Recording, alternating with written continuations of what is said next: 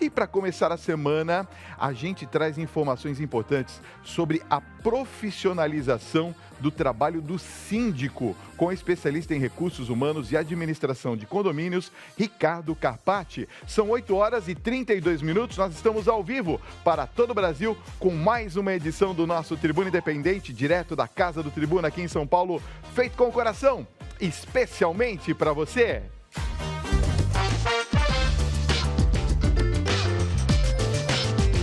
Ricardo, seja muito bem-vindo ao nosso Tribuna mais uma vez. Olha, eu vi muitas pessoas que estão se dedicando a esse tipo de trabalho, né? Ou seja, de ser um síndico profissional. Essa é uma realidade, é um futuro para os condomínios no Brasil? Boa noite. Boa noite, um prazer estar aqui novamente. Já é uma realidade e com certeza é um futuro. A gente tem hoje, em algumas cidades como São Paulo, como Salvador, em torno de 10% dos condomínios já administrados por síndicos profissionais. São Paulo, 10%, a gente está falando de mais de 4 mil condomínios administrados por síndicos profissionais. É um número muito relevante. Muito. E estima-se que nos próximos 2, 3 anos, em torno de 50% de todos os condomínios do Brasil serão administrados por síndicos profissionais. Que coisa, né? Quer dizer, aquela figura do síndico que era a pessoa que ficava administrando e era um morador, caiu por terra, então? Está caindo ainda. Ainda é um conceito forte, né? Ainda é um conceito forte. Por exemplo, em São Paulo, mais de 90% ainda é de síndico morador. Mas o que caiu, Fábio, é aquele... Quem quer ser síndico? Quem tem tempo. Então, o senhor aposentado, a senhora aposentada, são síndicos porque tem tempo. Mas ter tempo não quer dizer capacidade. E hoje, com as legislações do jeito que mudaram, trabalhistas, legislação, a parte de impostos, por exemplo, você precisa ter conhecimento. Tocar um condomínio sendo síndico é praticamente tocar uma empresa. Então, só ter tempo não é suficiente. Então, aquela figura não existe mais. Agora, a profissão de síndico, ela é regulamentada, não? Não, ainda não. E pelo incrível que pareça, eu pesquisei um pouco sobre regulamentação. Muitas profissões demoraram anos para ser regulamentadas e tantas outras não são regulamentadas. Então, é uma preocupação que eu particularmente não tenho. Eu não vejo grandes vantagens de ter a regulamentação da profissão. Vai ter um sindicato e aí depois vão ter algumas partes políticas. Então, como está caminhando, o próprio mercado está regulando. Eu acho interessante o mercado regular mais do que algumas vezes um poder político. Então, se não há regulamentação, também não há valores predispostos para se pagar por esse serviço.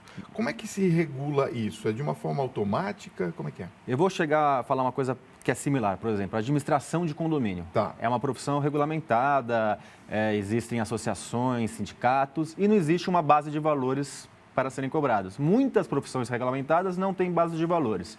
A sindicância profissional, independente de ser regulamentado ou não, também não tem uma base de valores. O próprio mercado, a gente, quando fez faculdade de administração, economia, a mão invisível, né, que regula o mercado. Então, existe a lei de oferta e demanda e existem alguns pontos que podem ser analisados, que são analisados para chegar no valor de quanto cobrar para administrar cada condomínio.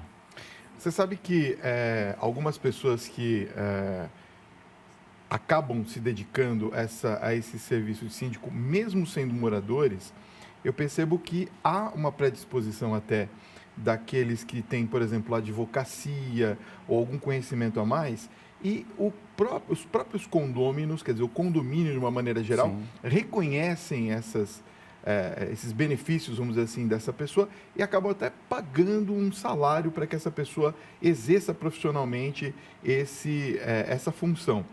Existe um teste tipo da OAB, né, para provar, por exemplo, que o síndico está apto a assumir aquele cargo? Ainda não, mas a gente está... É uma parceria até que a empresa que eu represento hoje está firmando com uma das principais certificadoras do mundo e vai ter, em breve, a gente vai lançar isso nas próximas semanas, uma certificação reconhecida por uma organização que ainda não posso citar o nome, mas é muito renomada no Brasil e com reconhecimento internacional, onde a pessoa vai mostrar que tem conhecimento para exercer a função de síndico. Entendi. Hoje, o que acontece, é um dificultador muitas vezes, é que algumas pessoas se dizem síndicos profissionais, fazem cursos, às vezes, não tão qualificados, ou fazem cursos qualificados, mas não se aprimoram tanto, e aí falam que são síndicos profissionais, mostram certificados, são eleitos, são contratados, e aí, quando vai exercer, não conseguem mostrar um trabalho de qualidade. Então, por isso, a importância de um teste onde mostra que esse síndico tem a qualificação e o conhecimento para exercer a função. Bom, nós queremos saber também sobre a questão das cobranças que são feitas para quem exerce esse cargo, né? Sendo profissional ou não, ele está administrando, como você falou, como se fosse uma empresa, né? Está administrando Exatamente. os bens daqueles que moram ali naquele espaço. Então, eu queria saber até que ponto, por exemplo, um condômino, nessa situação em que o síndico, por exemplo, não mora no prédio, até onde ele pode interferir, cobrar posições desse síndico. Mas espera aí, você vai responder daqui a pouquinho. Eu quero... Olha, eu tinha feito a pergunta a respeito da interferência dos condôminos. Até que ponto, por exemplo, um condômino pode interferir na administração de um síndico? Ele tem que cobrar. Hoje, ser síndico, tem condomínios hoje que movimentam R$1 milhão por mês. É muito dinheiro. Tem condomínios hoje que tem mais de 100 funcionários próprios. Nossa. Então, a pessoa, independente de ser profissional, nesse caso eu acho que tem que ser profissional, ou ser um voluntário, ele está assumindo uma responsabilidade. Então, ele tem que ser cobrado por todos os condôminos. Uhum. E a interferência de um condômino ele tem que ser feito em assembleia. Então, a cobrança pode ser pessoal, para alguma atitude, quando ele encontra esse síndico, mas se ele quer levar um assunto em pauta ou decidir por alguma coisa, ele tem que fazer isso em assembleia. Vamos às perguntas dos telespectadores. Lógico. Eu quero a sua participação. Você entrevista os nossos convidados aqui no Tribuna Independente ao vivo. Então é só você enviar sua pergunta para este número que está aparecendo aqui no vídeo. 11 95033 6870. 11 95033 6870, colocando seu nome e a localidade de onde você está falando. Boa noite, Fábio. Pergunte, por favor, ao Ricardo se é certo receber um salário ou ficar isento do condomínio, ou simplesmente ser síndico porque gosta de resolver vários problemas. Eu sei porque trabalho em condomínio. É o Newton de São Paulo que pergunta. Legal. Não tem o certo. A legislação permite todas essas possibilidades. O que pode regulamentar isso é a convenção. A convenção do condomínio ela pode dizer que aquele síndico naquele condomínio não pode ser remunerado, ou não pode ser estranho ao condomínio, não pode ser não ser morador, ou só pode ter a isenção. Então, se está descrito na convenção, que é a lei menor que nós chamamos, então tem que ser conforme a convenção. Normalmente, a convenção não diz. E o que vai regulamentar isso? A Assembleia. Os moradores, numa Assembleia, vão decidir qual é o correto para aquele condomínio. Vamos supor, tem alguém que está nos assistindo e fala assim, eu moro num condomínio, gostaria de ser síndico de outros condomínios também. Existe alguma profissionalização, uma qualificação? Como é que a pessoa que tem interesse pode entrar nesse ramo? Buscar cursos. Tem vários cursos de qualificação, então e eventos. Essa pessoa tem que buscar se profissionalizar. Então, realizar cursos, ir a eventos e se tornar uma pessoa capacitada para exercer a função de síndico. E o que é ensinado nesses cursos, só para a gente legislação, entender? Manutenção preventiva, previsão orçamentária, departamento pessoal, recursos contabilidade, auditoria.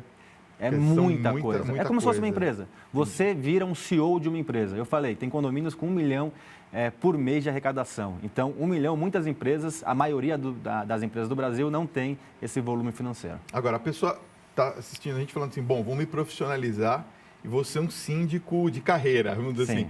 Quantos condomínios a pessoa pode pegar para si, para que ela possa administrar? Depende o acordo entre as partes, mas normalmente, um síndico consegue administrar em torno de 10 condomínios pequenos ou 3 a 4 de grande porte.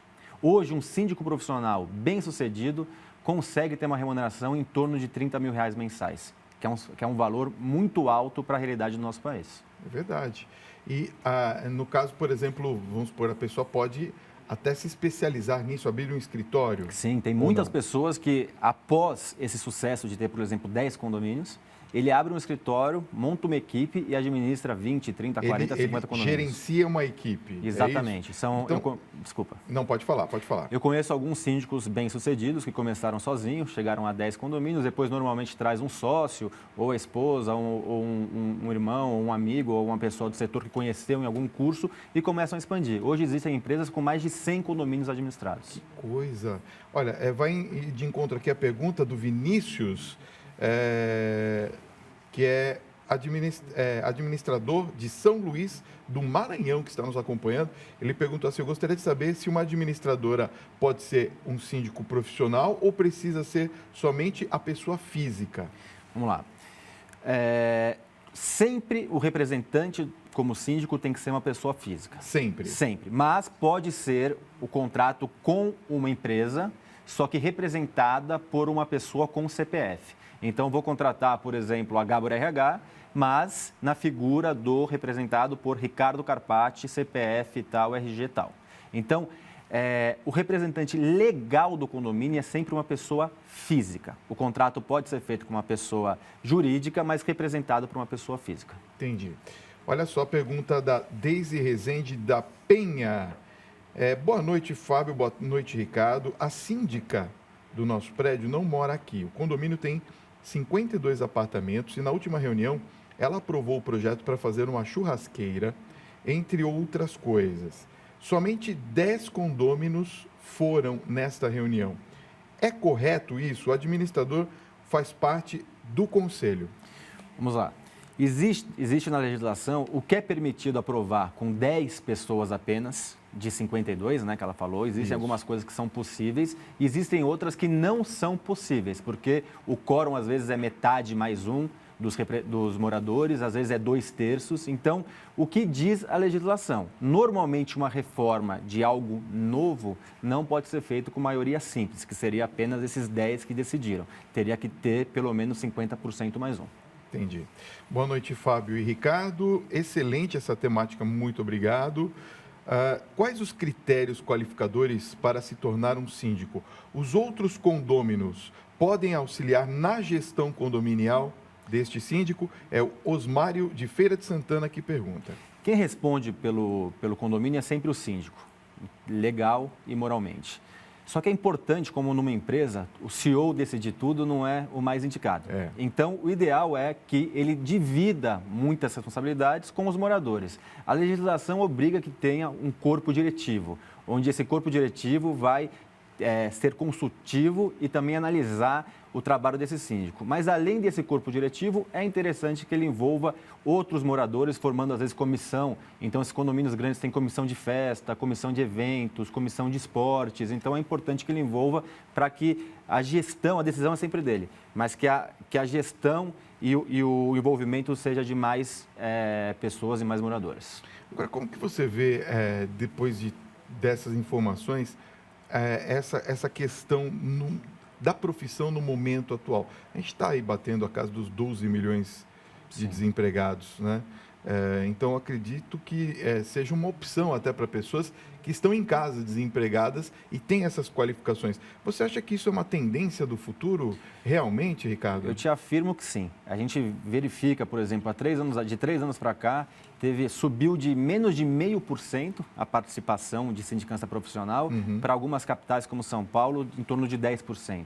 Tá. É um crescimento muito grande. E a gente vê a maioria dos estudos e de empresas e órgãos que estão analisando esse mercado, que nos próximos 2, 3 anos deve chegar em torno de 50% dos condomínios através de síndicos profissionais. Tá? Então, é uma profissão que com certeza veio para ficar e o caminho dela é de tomar conta. Então, a gente está falando em torno de 250 mil condomínios no Brasil hoje, pelo menos 125 mil novos empregos para essa profissão. Não é ótimo isso? É excelente. Maravilhoso. E outra coisa, às vezes também nós temos um crescimento bom, porque a visão de quem está fora do condomínio, às vezes, deixa de ser tendenciosa. Não digo que a visão de quem mora seja, mas muito provavelmente você olha a administração de fora de uma maneira diferente. Fábio, você citou um ponto importantíssimo, a imparcialidade. Imparcialidade, Quando você mora num condomínio, você tem amigos e pessoas que você não gosta tanto. E todo ser humano, ele tem envolvimento emocional. Verdade. Então, a decisão não vai ser isenta de imparcialidade. Quando você traz um profissional que praticamente não conhece aqueles moradores, não tem nenhum envolvimento de vizinhança, a decisão dele tende, e normalmente muito mais fria e racional do que de um morador que está envolvido emocionalmente. Verdade. Bom, Nós vamos continuar esse papo aqui. Eu tenho muitas perguntas chegando e você pode também enviar a sua. Continuamos aqui ao vivo. São 8 horas com 53 minutos, faltando 7 minutos para as 9 horas da noite. Você pode continuar participando. O nosso WhatsApp é à sua disposição, 11 95033 6870. Estamos conversando com o Ricardo Carpati sobre a questão dos benefícios, né, de termos um síndico profissional nos nossos condomínios. Mas você pode também estender suas perguntas a respeito do seu condomínio. Eu recebi aqui uma questão, Ricardo, do Flávio de São Luís do Maranhão. Aliás, um abraço a São Luís do Maranhão. Ele está dizendo assim: Ricardo, no meu condomínio tem 40 apartamentos. Só que tem um único morador que possui 17 apartamentos no condomínio. Ele vota pelos 17 nas assembleias? Vota pelos 17. Então, algumas coisas você vai ter que juntar os 23 ou 18 para derrotar ele. E algumas outras coisas que dependem de 2/3 de aprovação, ele vai brecar quando ele quiser. É a legislação, não tem como fugir disso. Olha só, a Patrícia de Ilha Solteira, São Paulo, está dizendo assim: Fábio, boa noite. Eu moro numa cidade que tem apenas 28 mil habitantes. Não temos prédios, mas estou adorando o tema da entrevista, porque é sempre bom obter conhecimentos. Vale a pena a gente lembrar aqui, né, Ricardo, que a questão condominial não é só para prédios, é também para os condomínios de casas, não é? Exatamente. Tem para condomínios de casa que normalmente condomínios de casa não são condomínios, são associações.